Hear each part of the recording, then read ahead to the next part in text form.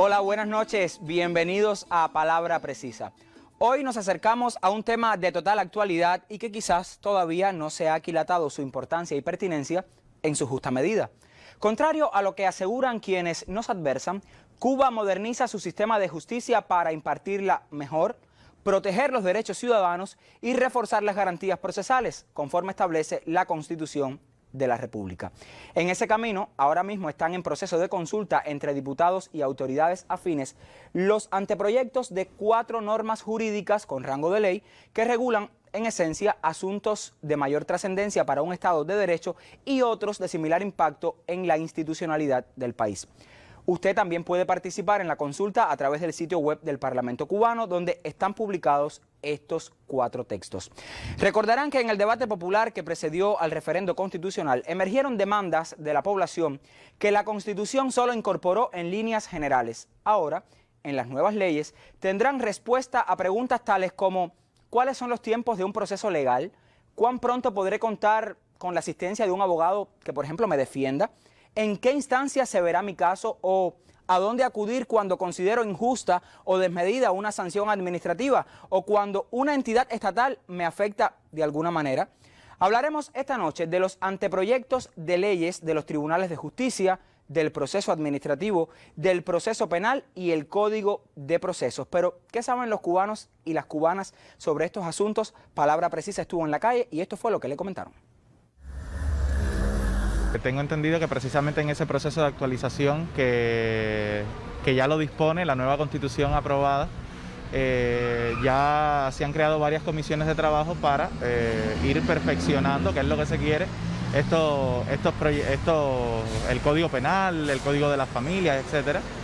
Y me parece que si ya la Constitución lo dispone, la nueva Constitución lo dispone, ya viene siendo hora, ¿no?, de que esos grupos vayan trabajando en función de que se perfeccione el trabajo, en ese caso específico, de los tribunales, de manera general del sistema de justicia en Cuba. 4 anteproyectos de leyes que tienen que ver con los tribunales, el Código Penal, el proceso administrativo. ¿Conoce de eso? No conozco. No, en realidad no lo leí. No tengo conocimiento. No los conozco, disculpe. No conozco. No tenemos ninguna opinión de eso porque no lo vimos, no sabemos. Bueno, sí sé que cada vez que se hacen proyectos y se hacen nuevas cosas, normalmente se comunica y se lleva a votación y se lleva, vamos a decir, como que a opinión pública para ver qué tal, porque lo han hecho otras veces con distintos otros decretos y leyes que se han sido aprobadas o han sido denegadas también.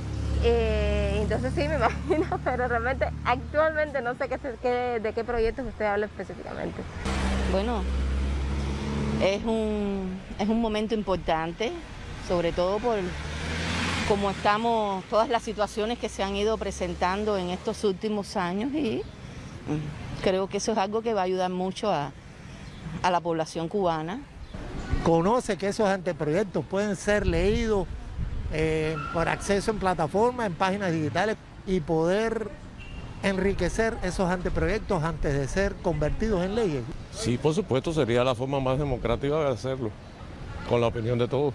Yo creo que eso es importante porque las leyes al final son reflejo, ¿no? Se construyen a partir de la opinión pública porque son el reflejo de lo que sucede en una sociedad determinada. Y me parece sobre todo muy justo de que la gente tenga acceso y pueda debatir, y a partir de esa construcción colectiva, a partir de ese debate, se pueda luego materializar esas leyes.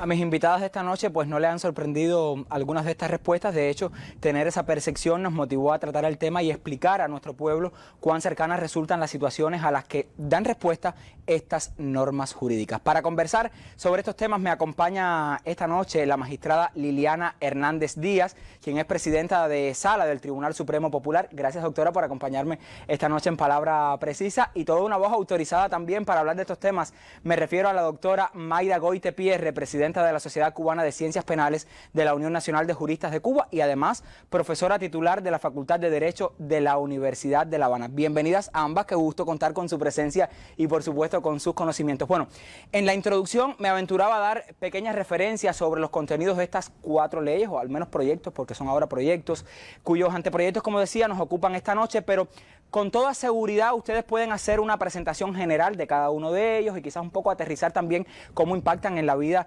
de cubanos y cubanas. Antes de hacerlo, me gustaría, doctora Liliana, que usted me comentara un poco la ruta crítica, cómo llegamos a este momento, a estos anteproyectos y por qué todos los regula, los presenta, los dirige el Tribunal Supremo Popular. Muy buenas noches y gracias por la invitación. Sí, los 4 anteproyectos de leyes fueron presentados por el Tribunal Supremo. ¿Y por qué lo hace? Por cumpliendo un mandato constitucional. La Constitución le concede la facultad al Tribunal Supremo, específicamente al Consejo de Gobierno, que es el máximo órgano de dirección del Tribunal Supremo, para ejercer la iniciativa legislativa como una facultad de carácter general. Pero esta Constitución, la del 19, en una de sus disposiciones transitorias, consignó un mandato expreso y directo y sujeto a plazo de que el tribunal debía revisar la ley de los tribunales y las leyes procesales que aplica para adaptarla a la nueva Constitución.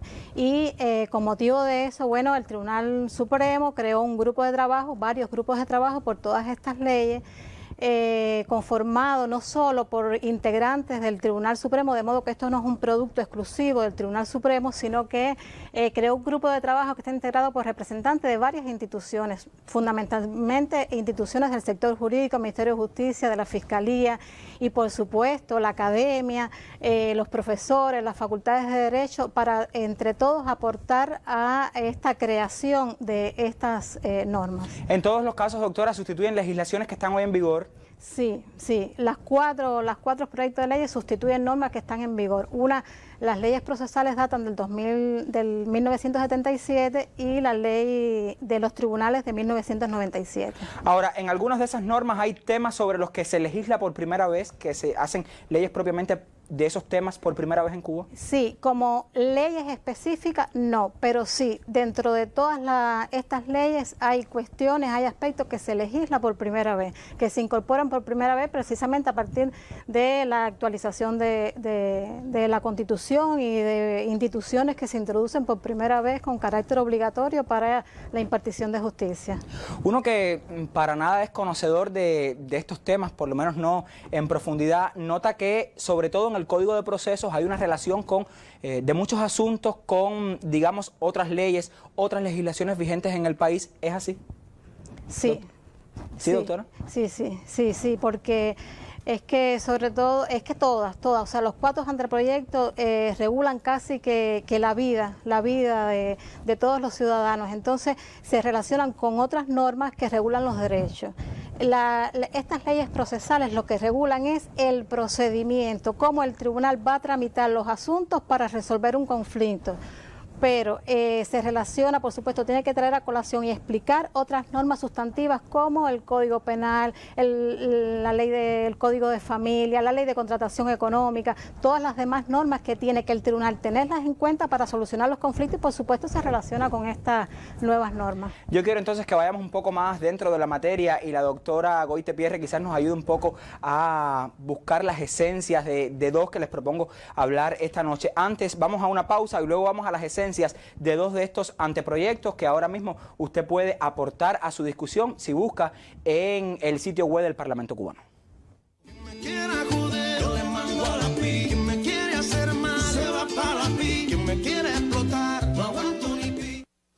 Bueno, ustedes seguramente coincidirán conmigo que no es posible en un solo programa profundizar en 4 anteproyectos de leyes y más estos que tienen una connotación, una magnitud tremenda. Por eso les propongo centrar nuestra atención hoy en 2 de ellos, la ley del proceso penal y el Código de Proceso. Sobre el anteproyecto de ley del proceso penal, doctora Maida, le pregunto, ¿cuáles son las novedades más notables, quizás lo que más toca a la vida de las personas y que se incluye en este anteproyecto? Bueno, buenas noches. Muchas gracias por la invitación a la universidad y también a la Unión Nacional de Juristas de Cuba, que hemos estado presentes en todo el devenir de la creación de este conjunto de leyes y sus proyectos.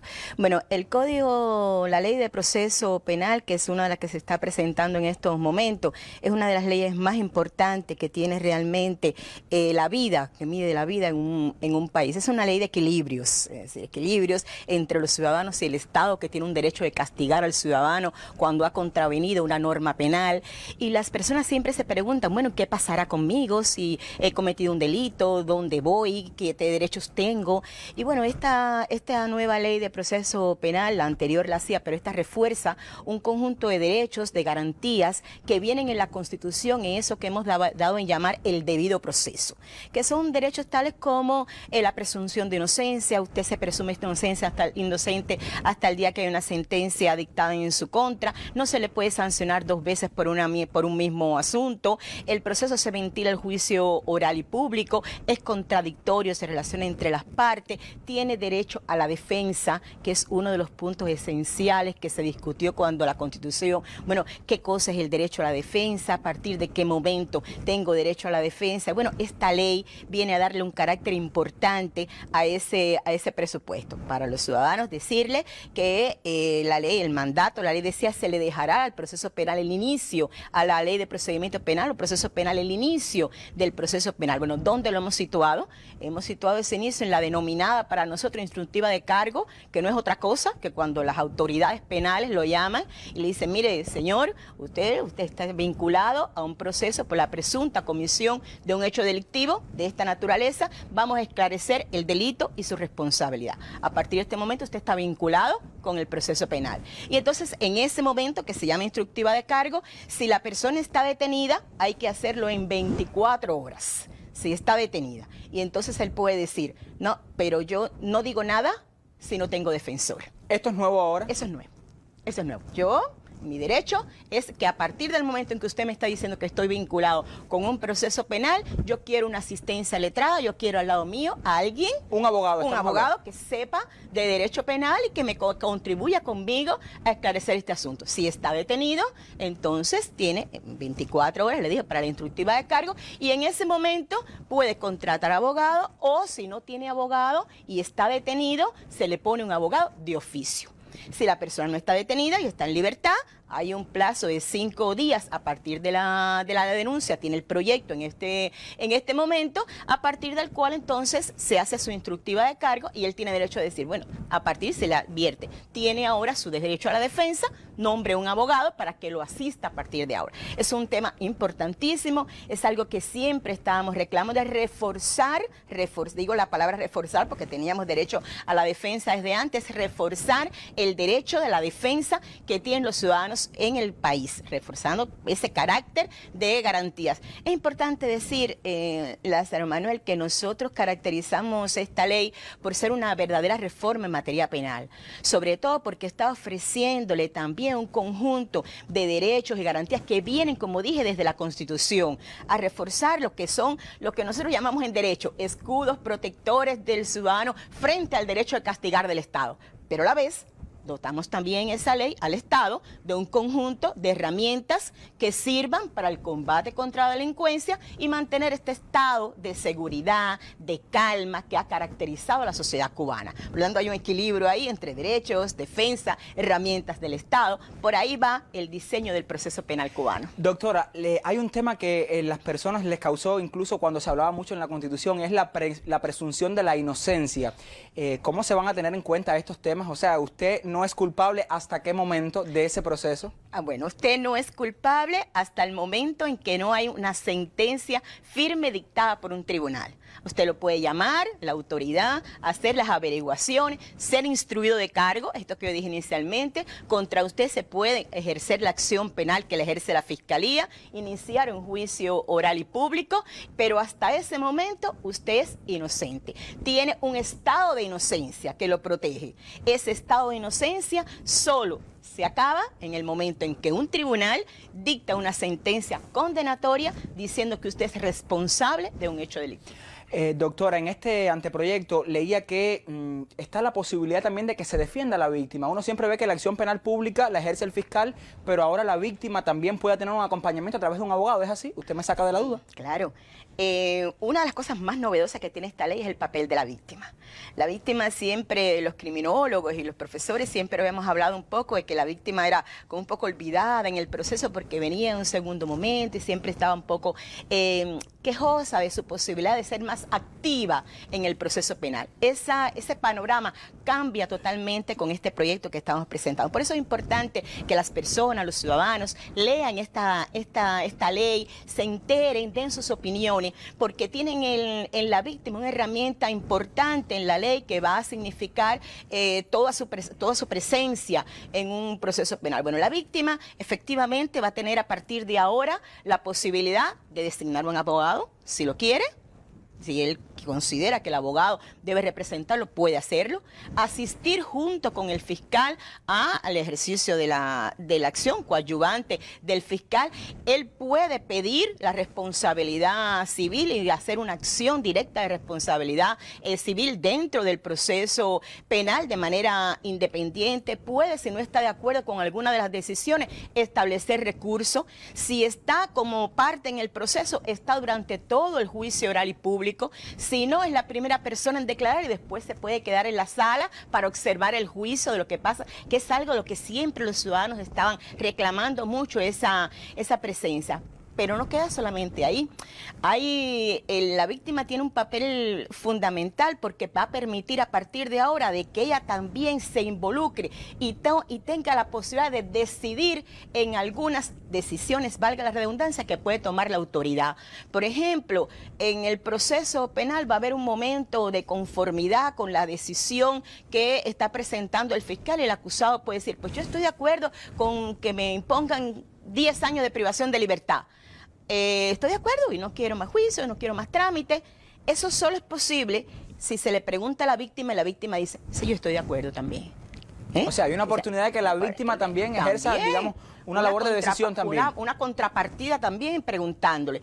Pero también hay procesos en los que pueden tener unas salidas alternativas en el proceso, que es una manera de descongestionar el sistema de justicia penal cubano. En una idea de que en delitos de determinadas características la persona ponerse de acuerdo con la víctima y decir, bueno, a ver, en cuanto a la responsabilidad civil, yo le voy a pagar, yo le voy a resarcir. Las personas en la sociedad cubana, que todos sabemos, la situación en la que nos encontramos, en ocasiones prefieren rescatar el bien, por ejemplo, un delito de hurto, por ejemplo. Un delito de hurto, un delito de robo, que a alguien le digan que le pusieron 5 años de privación de libertad. Porque alguien dice, bueno, le pusieron 5 años de privación de libertad. ¿Y cuándo compro el refrigerador?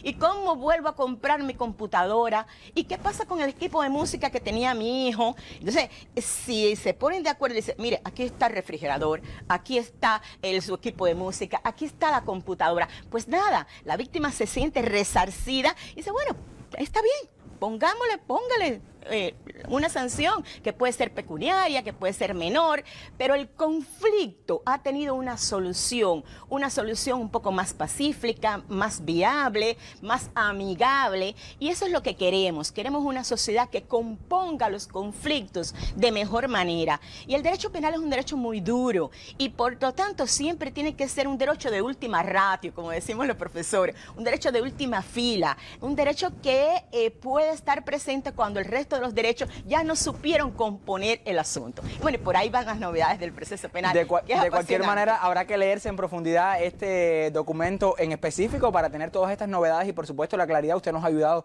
de alguna manera a los que no conocemos en profundidad estos asuntos, pues entenderlos un poco. Doctora Liliana, quiero hablar un poco ahora del Código de Procesos, porque hay temas que también tocan a la ciudadanía. Estoy pensando en esos que tienen que ver quizás con temas del divorcio, el recibir una herencia, cuidar a un anciano con discapacidades, una familia que no se ocupe de sus hijos, cómo el derecho va a regular esos temas. Si me tuviera que hablar de este Código de Procesos, ¿qué novedades tiene en ese sentido? Realmente el Código de Proceso es abarcador, es el más abarcador de todas las leyes que estamos presentando ahora, precisamente por toda esta gama de materias que involucra. Ya lo decías en la presentación, en estos procesos que regula este código se van a tramitar o se van a conocer de litigios de familia, de niños, de guardia y cuidado, de régimen de comunicación. Se van a conocer asuntos civiles, la herencia, las reclamaciones por la propiedad de un vehículo, de una vivienda, asuntos del trabajo, los asuntos por medidas disciplinarias y por reclamaciones del trabajo y asuntos mercantiles que tienen que ver con la interacción o los conflictos que puedan surgir entre actores económicos que se desenvuelven en la economía. De ahí la importancia de que toda la ciudadanía lea estas normas, y porque de alguna manera usted o es trabajador o por supuesto interactúa con su familia, interactúa con su vecino y de alguna manera se puede vulnerar algún derecho en algún momento, y usted tiene que conocer dónde establecer esa reclamación y qué tribunal es el que corresponde establecer esta reclamación. ¿Cómo este Código de Procesos va a proteger, digamos, a las personas que estén en condición de vulnerabilidad? Sí, la Constitución establece como parte del debido proceso la igualdad de las partes que participan de oportunidades en un proceso judicial. Y en este código se refuerza ese principio y se dice la igualdad de las partes que intervienen, la igualdad de oportunidades, pero tribunal tiene que estar atento, porque si en un proceso de esta naturaleza tienes a una persona en determinada situación de vulnerabilidad, que puede ser por la edad, porque sea una persona menor de edad, un adulto mayor, porque sea víctima de violencia, porque tenga determinada discapacidad, ojo tribunal, tienes que atender a esa persona y proveerlos, realizar los ajustes razonables en el proceso para que pueda participar, para garantizar su participación y la defensa de sus derechos. ¿Cómo? Bueno, en las audiencias, cómo facilitarle su participación si tiene alguna discapacidad, cómo proveerlo de algún especialista, cómo en el lenguaje que se utilice de acuerdo a la limitación que tenga de alguna manera, cómo se pueden realizar incluso a puerta cerrada cuando participe alguna de estas personas, que sea mejor para su desenvolvimiento, que esté solo con los jueces para poder expresarse bien y defender sus derechos. También el tribunal, que es una novedad, lo puede proveer de un defensor de oficio. Si no tiene representante, estas personas que están en esta situación, se le puede proveer de un defensor de oficio. Y también se establece que en caso de los menores de edad se establecen las reglas para escuchar al menor. El menor hay que tenerlo en cuenta durante todo el proceso, su opinión de acuerdo a su edad y su capacidad, y por primera vez en estas normas se establecen las reglas para escuchar al menor. Reglas que son parecidas a las personas que están en situación de vulnerabilidad. Yo creo que cada uno de estos temas llevaría un programa en sí, porque hay muchas novedades. De cualquier manera, este es un primer acercamiento que hacemos, al menos desde Palabra Precisa. Mi colega Humberto López ya lo había hecho en el programa Hacemos Cuba hace algunas semanas. Y uno podría pensar que son legislaciones muy técnicas, de competencia solo para quienes trabajan en el sistema de justicia, pero lo cierto es que todas repercuten directamente en el mejor interés de los ciudadanos. Entonces, doctora Mayda, ¿cuán necesario cree usted sea que la población conozca estos anteproyectos? Bueno, en principio nuestro pueblo y la población en general debía conocer las normas como parte de la cultura jurídica.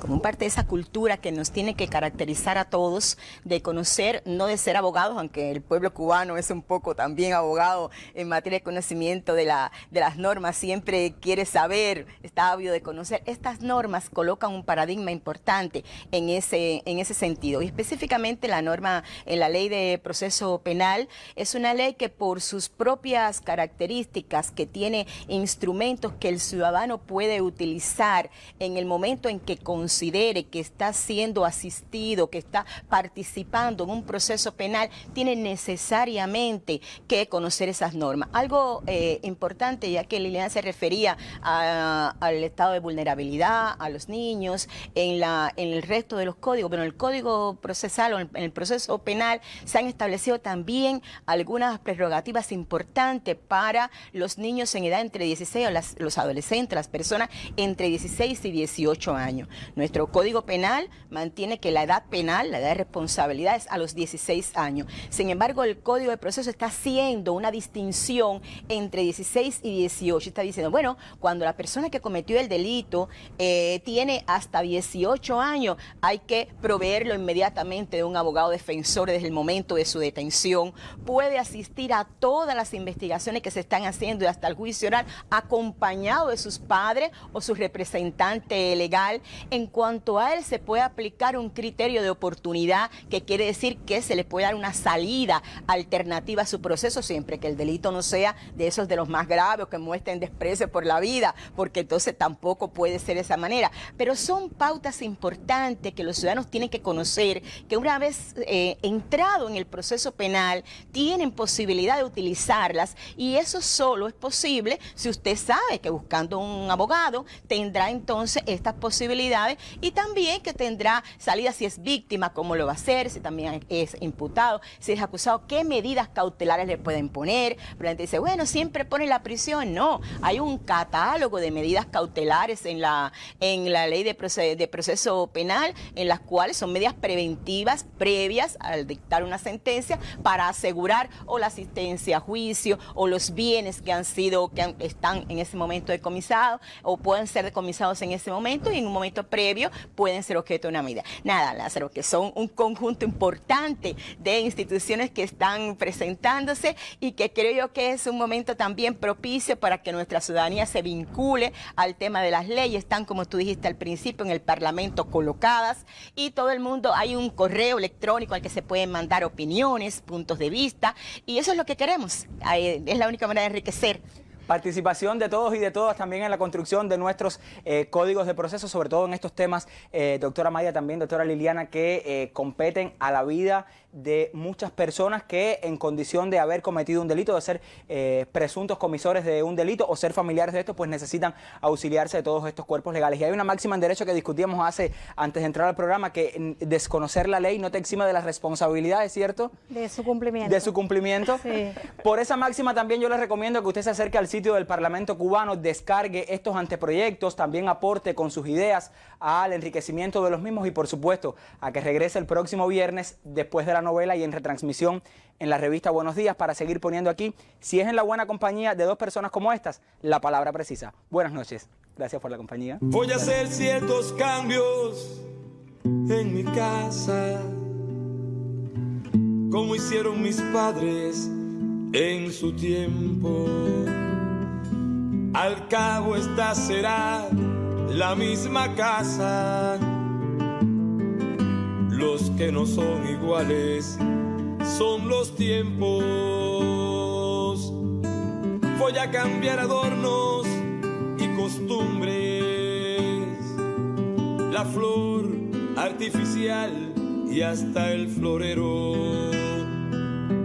Le quitaré a los hierros el herrumbre y le daré comida a mis guerreros.